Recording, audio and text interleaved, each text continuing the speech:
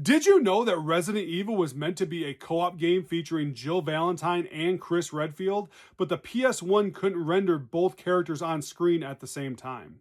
The original name of this game was actually Biohazard, and they wanted to bring that over from Japan to the US, but when they got here, they found out that it was already trademarked by a metal rock band named Biohazard.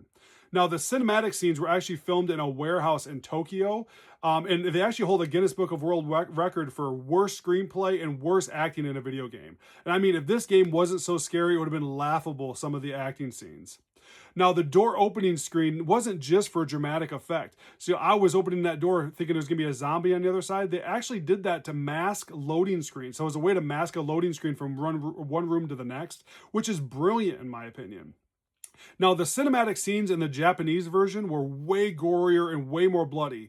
Like Kenneth Sullivan's decapitation scene was way worse in the Japanese version than it was in the American version because they didn't want to get censored or have anything, take away from the game when it came overseas.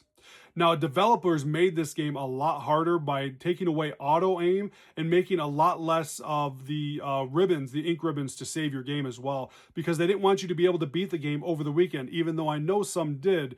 They wanted you to have to either rent it multiple times or buy it to beat it, so that was one of the ways of doing that, was making it a lot harder for you to beat. So, so guys, Resident Evil is one of the best games on the PS1. It was literally the introduction of survival horror in my generation.